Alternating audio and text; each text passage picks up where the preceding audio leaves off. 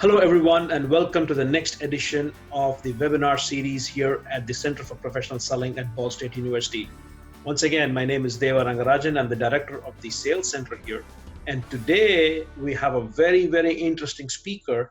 I have Chad Burmeister, founder and CEO of scalex.ai. That is one amongst the other companies that he has founded.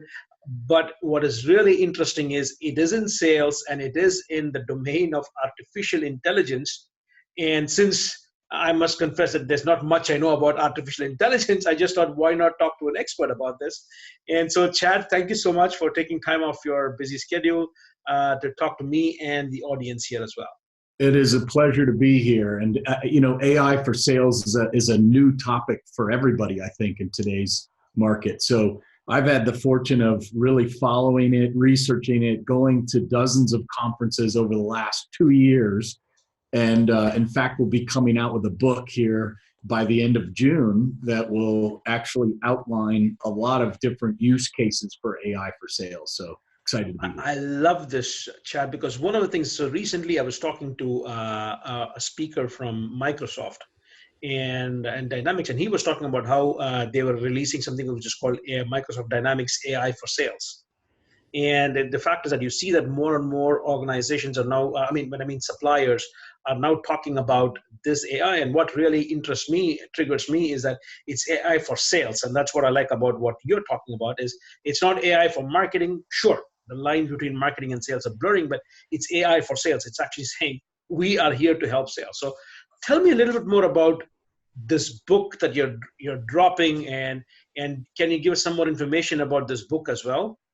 Yeah, I tell you what, let me just go into screen share mode here. As a former WebExer, I love navigating these types of technologies like Zoom video. So yeah. I did prepare a couple things to share with your audience today, and I'll definitely dig into that. So scalex.ai, AI for sales, we've been around since 2017, towards the tail end of Q4, and have since deployed 100 customers in that time. So as you can imagine, you learn a lot over 100 deployments of AI for sales. So, I like to frame the conversation like this. Everybody logs into Netflix, right? Do you have a Netflix account, I assume, these days? Yes, I do, yes.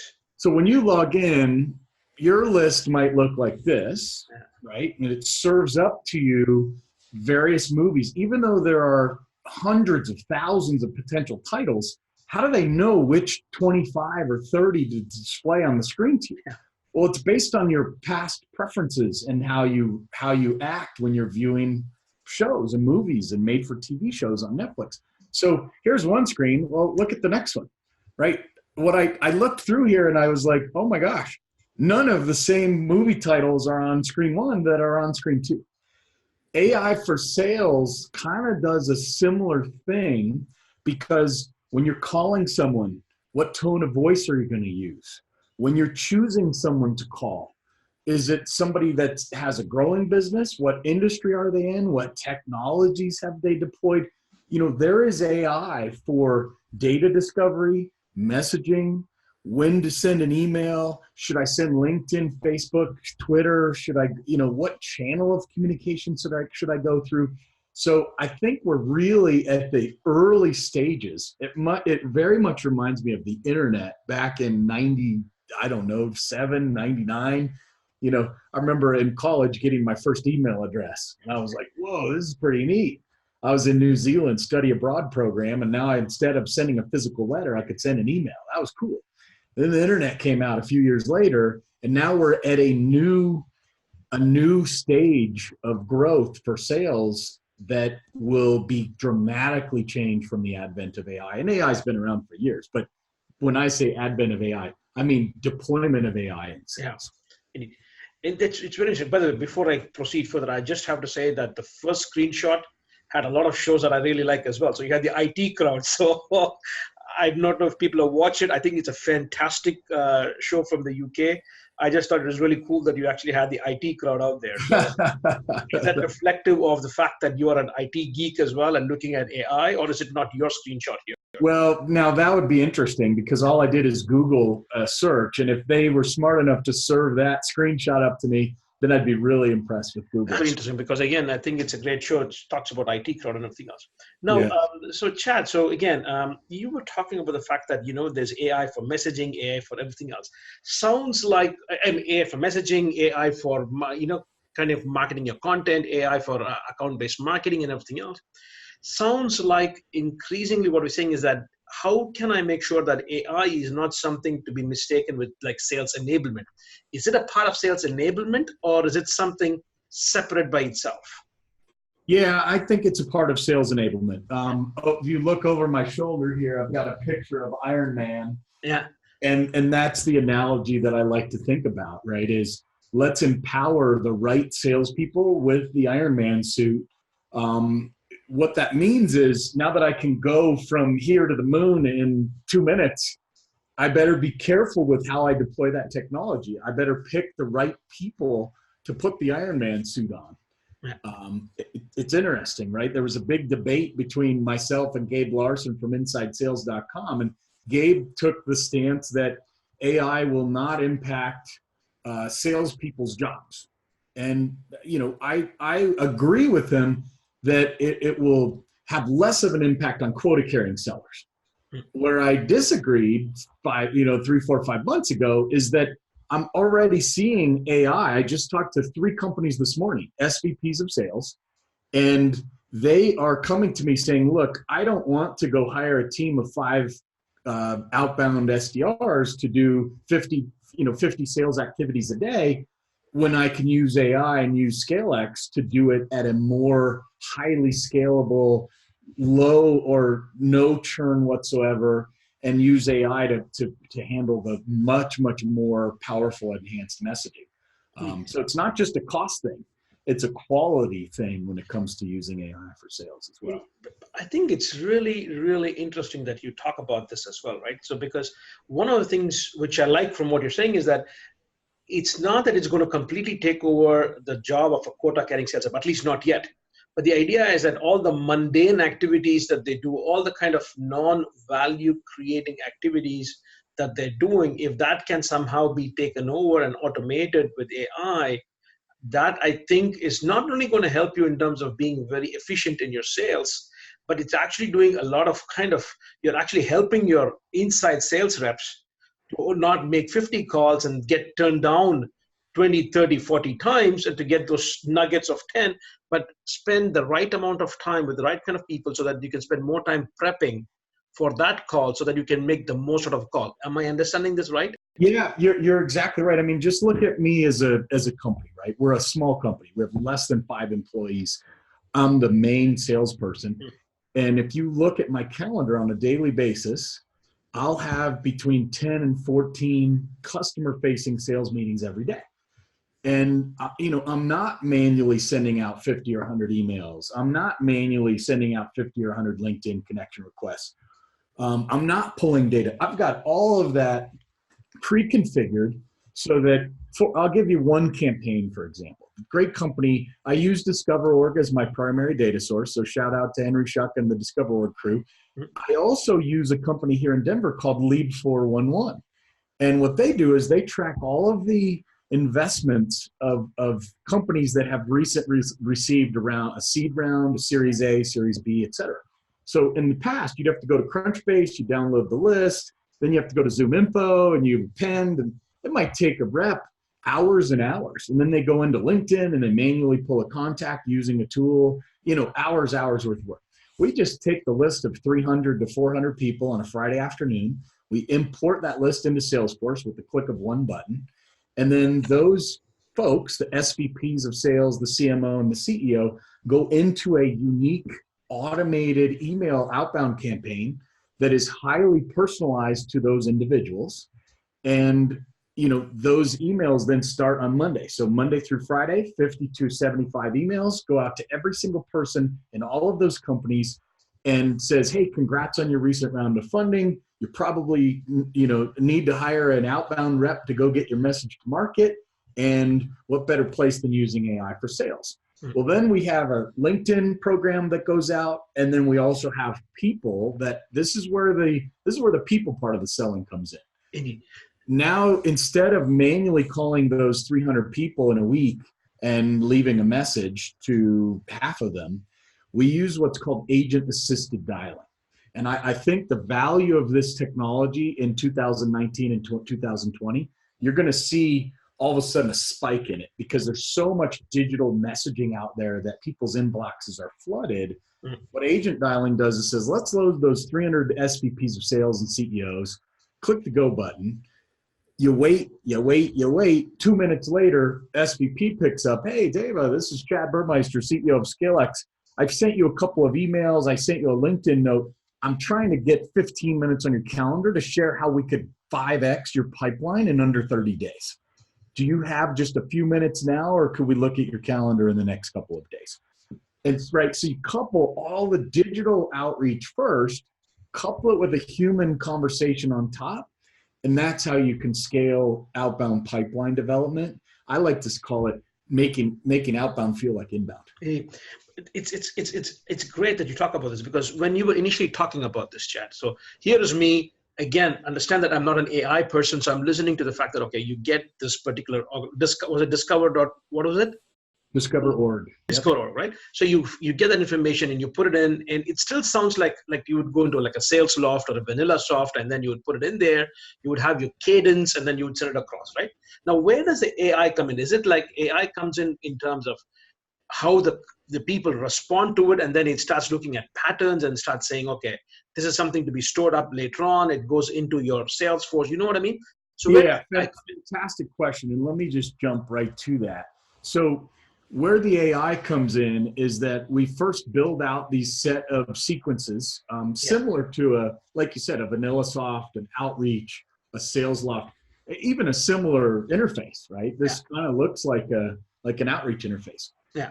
The difference is when the email goes out and then someone replies to that email, this is a smart AI assistant. We call it a virtual assistant. And the virtual assistant actually gets programmed to respond intelligently to the emails that the prospect is sending back. So on day one, the program ships with about 6 various unique responses. So guess what? How much does ScaleX cost? That one's a big one, right? For us and every other company that's out there. How much is it? And so you have to have a pre-configured, depending on how they ask. They might say, how much is ScaleX? They might say, how much does your product cost? How much is your solution? So the AI has to understand all of those phraseologies first. There could be 100 variations. And then the AI has to be programmed with an answer. So me as an intelligent owner of this technology, I go in and I program that. Well, now think about a week from now, one of my customers called MaxSold, they help real estate agents sell all of the goods within house within 8 days of the time they sign up. So you can imagine realtors look at this as a huge business value, right? I need to sell a house so that people can't get their stuff out fast enough. So they use our AI to respond to incoming leads, and they also use it for outbound to realtors. But what happens is there's questions that come in that are outside of those 6 core responses. And so that's where you have to go in. And once you start seeing a theme of a response, then you go in and you program that. The AI starts serving up, hey, we don't recognize this one. And then once you tag a specific response, so now it's box number 7, right? Maybe it's what we've referred you, the MaxSold one is this. We've referred you to several customers over the past year. We love MaxSold. So the bot is like, what do I do with that? This is awesome, high five. But the bot doesn't know how to respond. So after the person sees that response 3, 4, 5 times, they say, oh, got it. We need to make box number 7. So box number 7 says, hey, thank you for being a referral partner to MaxSold. Just to make sure you're aware, here's the link to the $100 referral bonus. Make sure you're using this when you're sending us more of those golden opportunities that you send to us. Right. And now the bot becomes smarter. So within a month, 98% of every single question that could ever be asked by a prospect is covered within the AI. Wow. So this is really cool, because what I really like in the example that you gave is the fact that if I was looking at the normal way of working, And if somebody says hi-fi, given the fact that as a sales rep, inside sales rep or outbound, you're going to be so busy on other things that you may miss out on that opportunity. And as a result, you may miss out on a referral. And by giving that $100 or something, which is automated right now, I'm assuming that once it learns, you're actually creating more loyal customers without using the time of your salespeople, thereby creating your own army of non-salespeople, but actually your customers will become your salespeople. Am I understanding this right? Yeah, no, you're precisely right. And that's, I feel like if you were to draw a picture of an iceberg, what we're talking about is such the high level. It's just the tip of the iceberg. Indeed. What's underneath this is, imagine I've just deployed this technology in the past 90 days. Yeah. I've got 1, 2, 3, 4, 5 different campaigns that are running. Yeah. Now you start to build out okay, what about companies who said they were interested or said they might be interested in a year? Well, the AI is smart enough to see that correspondence, and they say, oh, in fact, this is already pre-programmed. Let's say there's an out of office. Yeah. In the past, the human had to go in and say, oh, let me move that activity out by 2 weeks. Mm. In today's world with AI, it says, oh, you're out of office for 2 weeks? Fantastic. We're going to pause that step, and we're going to make the next step happen 2 weeks from now. Right? Wow. So, yeah. Chad, let me ask you this. Now, I do not know if this is possible as well. Let's say, for example, in this, you have 7 different steps happening, right? So let's say, for example, I'm going to go talk about not just necessarily with the typical SDRs or the BDR, sales developers or BDRs, but when we talk about other companies which do not have the same kind of terminologies, but have a different way that the same people call, they visit and everything else. Now, to what extent do you think that, let's say, for example, we'll stick to the initial stage before the sale is made, right? So let's say, for example, I send an email and then I call a customer. To what extent is this AI set up in such a way that it learns even from the call? So I send an email out, the person responds, it analyzes the responses, then I have a call. Now the question is it kind of interconnected where it also looks at, okay, after I have a call, then you will have things like chorus.ai or Gong and everything else. Just similar to that is it also takes into consideration that there's also a conversation.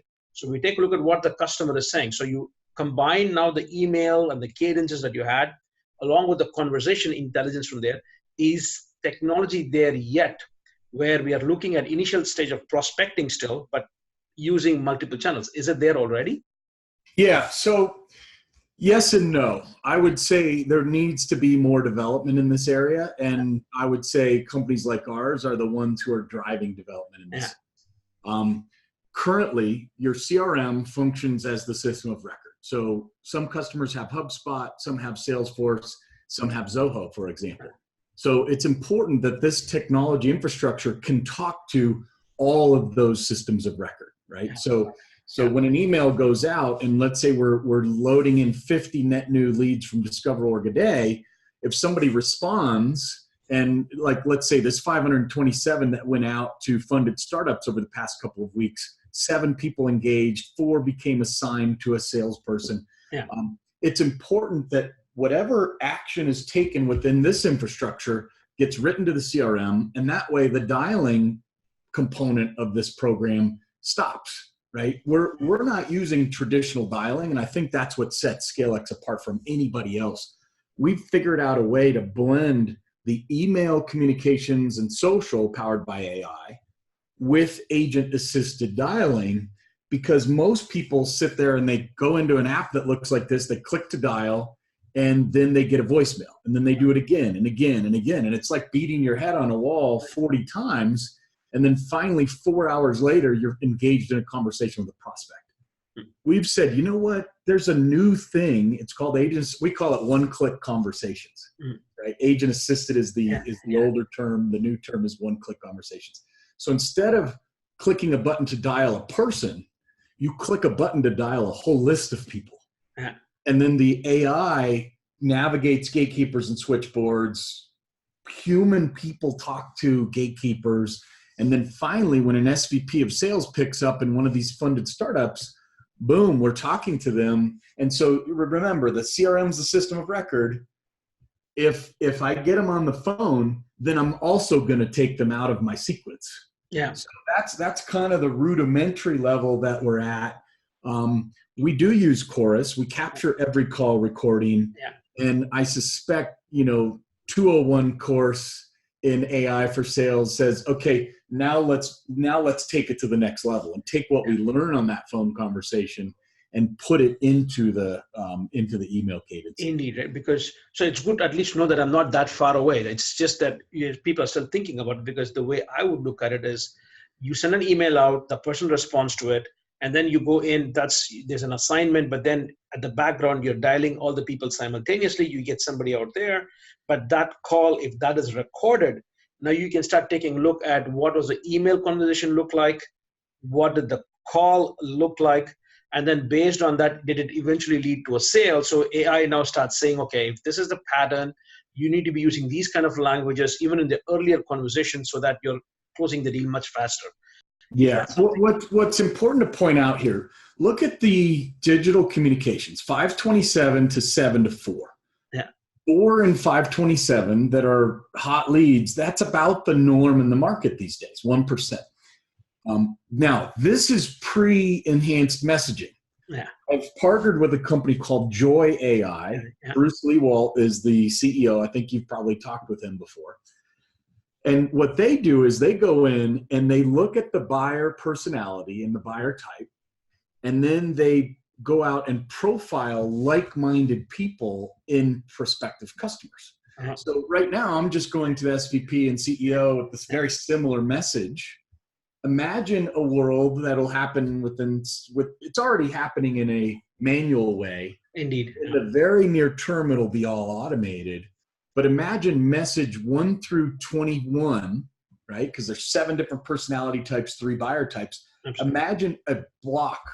I think you could almost call it a rubric. But imagine a database that could align that unique value proposition with a buyer that's part of the early majority, or a buyer that's a laggard. Totally different approach. We as salespeople, we're just hitting send all, and we're sending the same message, and we wonder why we only get this kind of 1% response rate. By using AI and the messaging component, I can just jump ahead here to that, right? Now you can align the right kinds of message. Are they an internal advocate? Are they neutral? Or are they a blocker? And what are their roles and responsibilities of their personality, and then line up those messages with each individual person. But this is great, because this is not just for prospecting, right? This could also be used if you have that, even I'm going to go visit a customer, because this was my idea of enablement a long time ago, but it's not as dynamic. But the idea of sales enablement would be, if I am going to a particular customer, I'm now talking about outside sales. I'm not talking about inside sales yet. I'm talking about, okay, we've had that first call, we've set up a meeting, we're going to go face to face. I'm not, I'm talking about in general, the kind of companies that I'm used to dealing with. And then what's going to happen is I'm going to go be talking to Chad. Chad is going to be an extrovert. Chad is going to be a technological buyer. So which means that what kind of questions should I ask and what kind of things should I anticipate? So this is pretty much what I was thinking, because that's pretty much what we're now looking at in terms of with companies like Showpad and with other companies which are now saying, okay, Showpad with this acquisition of VoiceFox, where they can actually start looking at patterns and everything else. And then you can also just start customizing your face-to-face approach. But what I like about yours is that imagine that if the tool is as powerful that you can even have a specific message. And even upstream before you get the meeting. But you're exactly right. That's also done in the PowerPoint slide. So Joy doesn't just stop there.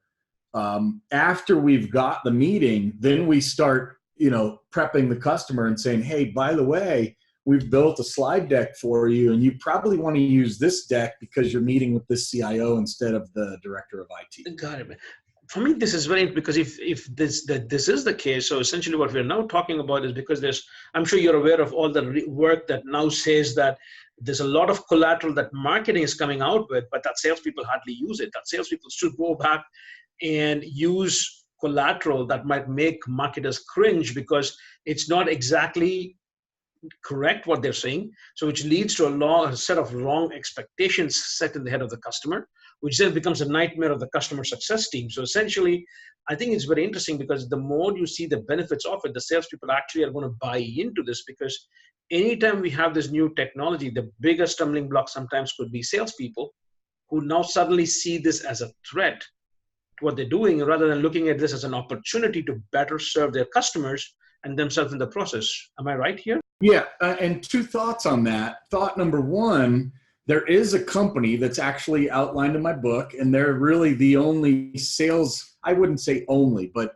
they're one of the major ones that's really aligned to sales and marketing. It's a company called Follows, Folloze. Yeah. Itai is the CEO, and I've looked at their stack, and it's so incredibly powerful because they're taking tools like Joy and aligning using the AI to figure out what message to serve to which customer, not just at a high level by persona, but by personality.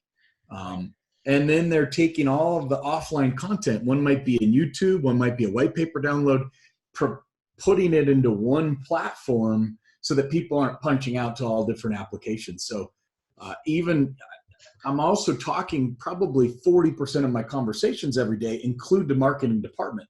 So to your point, there is a convergence here saying, okay, how do we get the right message to the right rep at the right time into the hands of the right salespeople to the right customers? Absolutely. This is absolutely fascinating.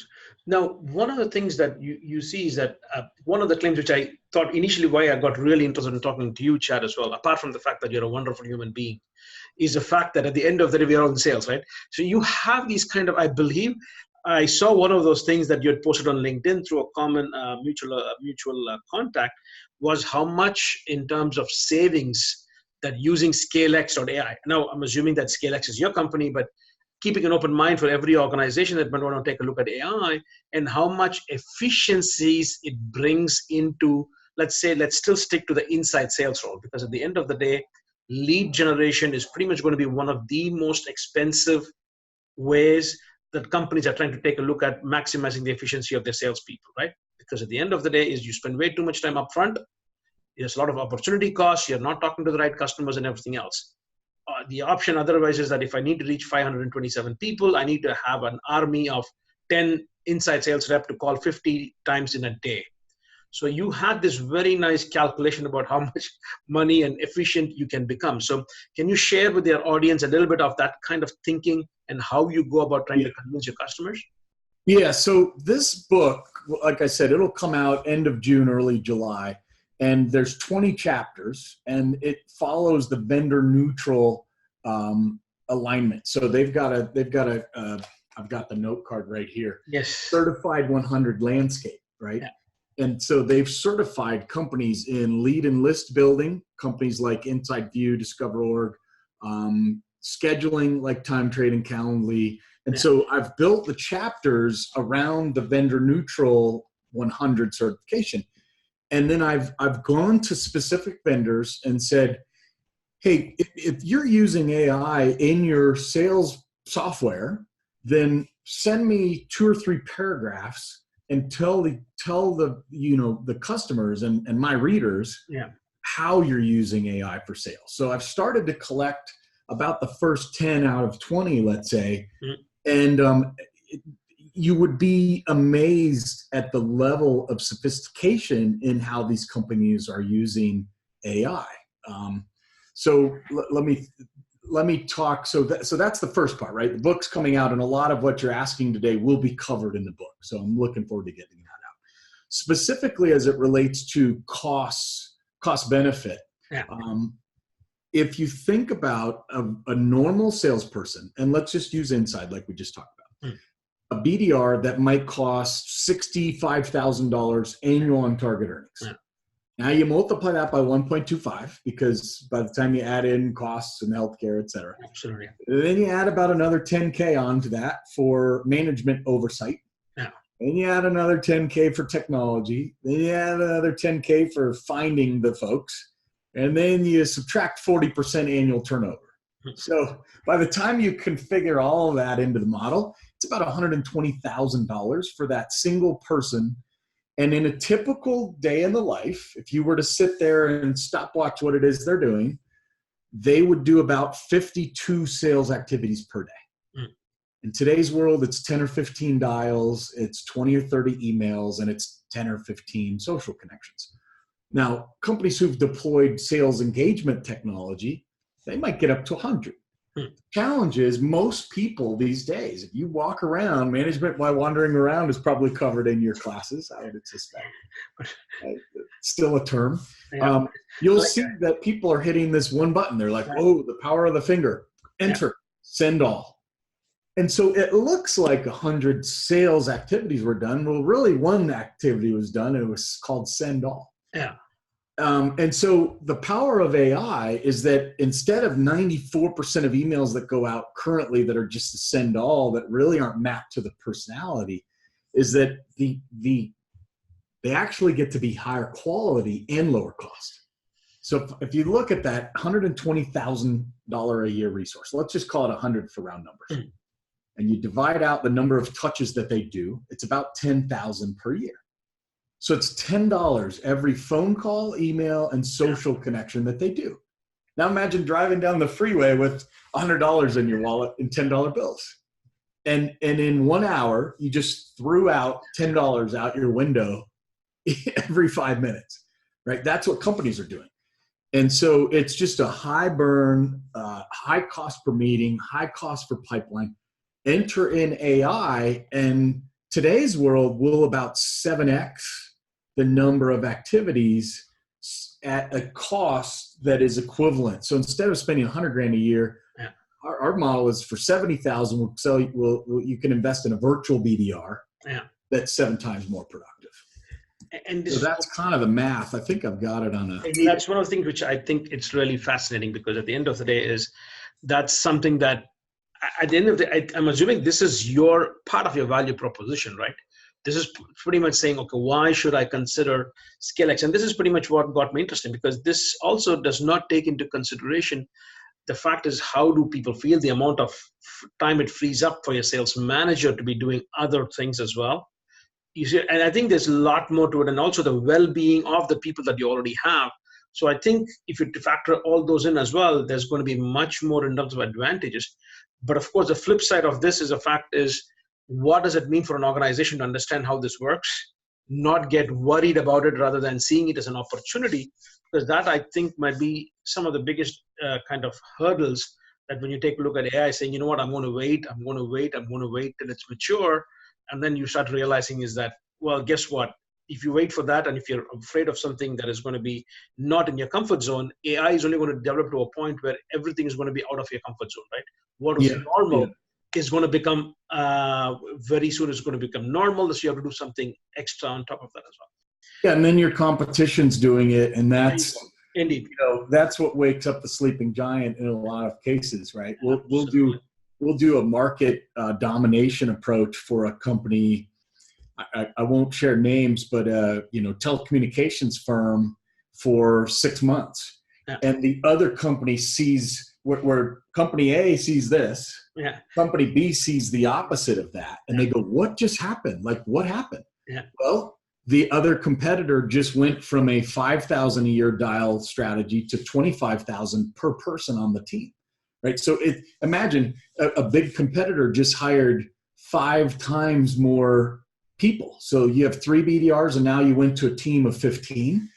That's what AI for sales does when it's deployed effectively. If it's not, I'll tell you what, the problems you can get into. Me and Chris Beal at Connect and Sell, Chris is the CEO, I used to work for him. We called it accelerate suck, because all you could do is fast forward terrible. Imagine fast forwarding the tape and getting to the end, it's terrible. Yeah, but it's like what we had when we were talking about CRM in the 2000s, right? We would have Salesforce automation where we would have garbage in and garbage out. So I think not much has changed there. That is over-reliance on technology without necessarily understanding the underlying dynamics in the sales process, I think is what leads to a lot of bad implementations as well. I have a couple of questions, Chad. And one is, so there's a big buzz right now about video messaging, right? So you're talking about video messaging and everything else. And now we also see all these kind of scary things about where you can actually get somebody's face and you can actually have let's say, for example, a picture of Abraham Lincoln. If it's well shot, then you can actually have Abraham Lincoln making a video kind of stuff. Right? Now, if done well, I'm not talking about all the negative parts. Let's only focus on the positive side of things. Do you see something where AI could also be used to create the kind of video messages of Chad saying something out there based on, again, you see what I mean? Based Yeah, on, yeah, yeah. And powered by AI to powered, make your indeed. lips move and Indeed. customize it. It's a very interesting ethical conversation.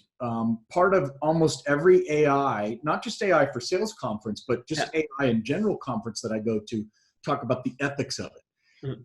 And it says that there needs to be an ethics committee sitting on top of these kinds of deployments. So if a company comes out in their vidyard and they say, good news, we just created a new thing where you can talk as if you're Barack Obama. Yeah. Well, there needs to be an ethics committee that's on that board that says, no, that's unacceptable. We do not allow impersonation of a celebrity or of a president, for that matter. Yeah. But it's a two-edged sword. There was this one article I read, and it's called the cable car dilemma. And it's kind of dark. So imagine you're on a cable car and you're the conductor, and the track goes two ways. And in one side, there's 5 people in orange jumpsuits. And then in another, there's one person. Okay. And the train can't stop. What do you do, right? Who makes that? If it's now an AI and somebody's programming that train, this is like autonomous cars situation, right? What does the AI choose to do? There's no brakes. Yeah. So, okay, now let me add. So it was supposed to be 5 people in one. I gave you the punchline kind of already. Punchline is, okay, now they're in orange jumpsuits, so they're prison workers and they're in prison. And the one is a student with a cap and gown on. Mm. And so are you optimizing for the train to go out of control to the 5 people that are in orange jumpsuits or the one? And so that's a very harsh reality of ethics in sales. And so that's my answer is, man, I'm afraid that it's going to go real far to one side before people wake up and say, holy cow, they were right. We needed an ethics committee. Indeed. Right. Because for me, I was not going to the extent of the point where you say, because I can easily see where it can go that way, but I'm thinking more along the lines of, let's say it is going to be of Chad. So Chad is a person, but Chad cannot be everywhere all the time. So we're not talking about impersonating Barack Obama. No, I get it. And I went to the far extreme, but at what point is it okay for me to copy and paste my fake where I didn't actually sincerely put in the authenticity of the work? That's a very tough dilemma. But wouldn't you then argue, again, this is just me for the sake of argument's sake, but the AI, if it only takes how I have responded in the past, wouldn't it be safe to assume that that's how I would be responding to it? Again, I'm not saying that. But for me, because if the whole idea is that if it's programmed to take a look at what I have been saying, my words, my things that I've typed, my sentences that I've spoken, and it takes that. Sure, I mean, so I'm not. This is I mean, I'm watching The 100. I referred to that a minute ago.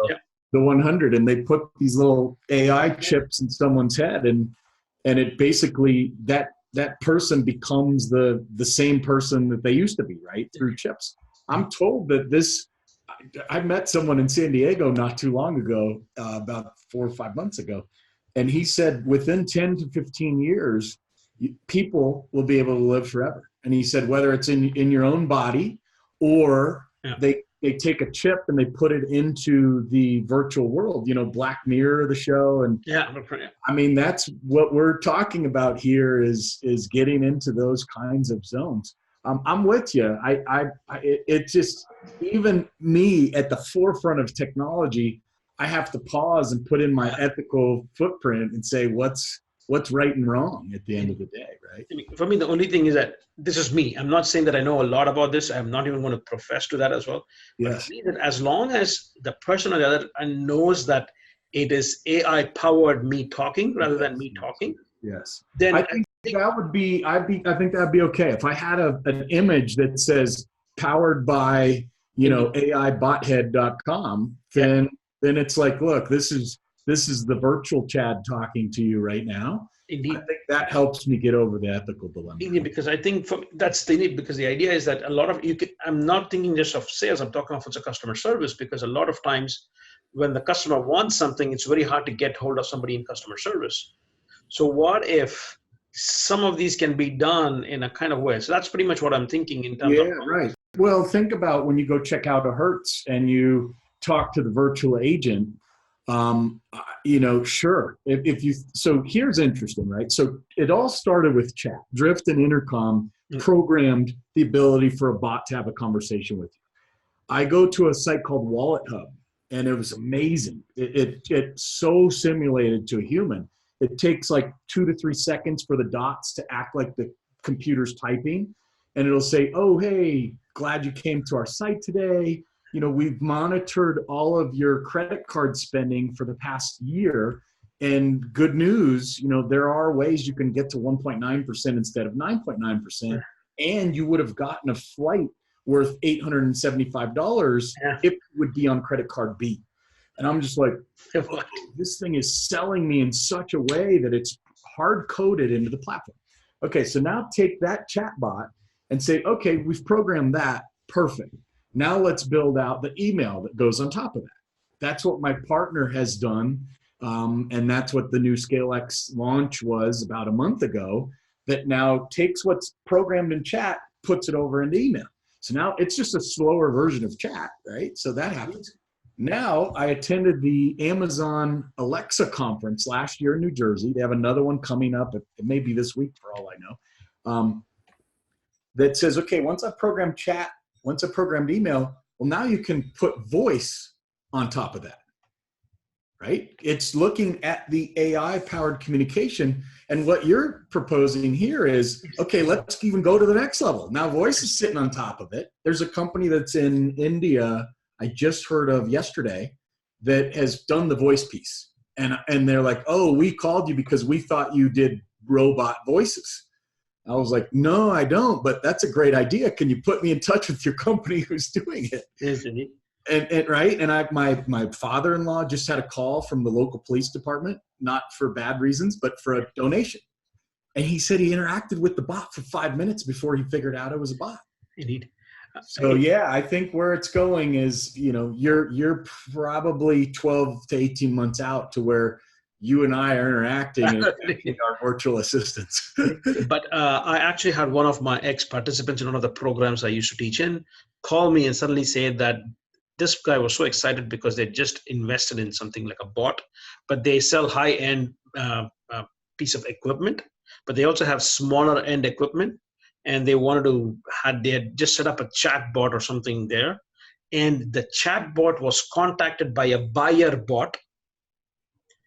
And they chatted and an order was placed without any human interaction on the customer side, any human interaction on the sales side. And apparently this was happening. And I was like, okay, so it is kind of happening. And for me, one of the things which is, I think at a later point, we should have another conversation about two things, which is, I would like to know what is happening on the purchasing side. We all talk of AI for sales. I would really love to understand AI for purchasing and what impact it has on the sales organization and the salesperson, number one. The second thing is that I would really like to understand what is going to be the role of the sales manager moving forward. If AI is doing a lot of things, is coaching by AI, I'm sure it already exists. You can easily look at all those kind of things as well. So, but that's something that if you take a look at, as you said, Chorus and Gong. And yeah, Chorus has been fabulous. Gong's fabulous. Indeed. I'll hit on the purchasing one just for 30 seconds. One of my customers is called CXO Nexus. Okay. And they plug into SAP Ariba. So SAP Ariba has been around for a long time, right? Yeah. The former CEO, in fact, is a friend of our family, Larry Mueller. Yeah. So I called him, the moment we signed up CXO Nexus, I said, hey, Larry, I'd like to pick your brain for a few minutes on the messaging. Would you mind? And he was happy to take a phone call. And What they do is they plug into SAP Ariba and they bring artificial intelligence into that equation by looking at all of those records. And then to your point, it's going to get to a point where, someone will talk to their computer and say, hey, I need to buy 10,000 staples and 4,000, iPhone 8s. We want them on refurb. And the system's just going to know how to go out and negotiate. Right? And I think this is what happened here, because it went one step further. It went and chats to a chatbot. Yes. And then I go, wow. So I didn't go and bother asking them about it. But anyway, so Chad, I know that we have gone past the time that we had, but it was fascinating talking to you. And thank you for educating a novice like me in this topic. And I think that's something that we'll touch base on later on as well. And I'm sure that once your book drops, we'll make sure that everybody gets a chance, at least in my network, gets to hear about it, gets a chance to read about it, even though if their company is not ready for it, they should at least be aware of what is happening so that when their company is ready for it, that they can quickly scale up rather than be laggards as well. So thank you. Certainly. And it's not a boil the ocean. That's what's nice, right? There's 20 chapters and you can start with a zero free type of an investment to put your toe in the proverbial water. So absolutely. I really appreciate the time today. This has been fun. Thank you so much, Chad.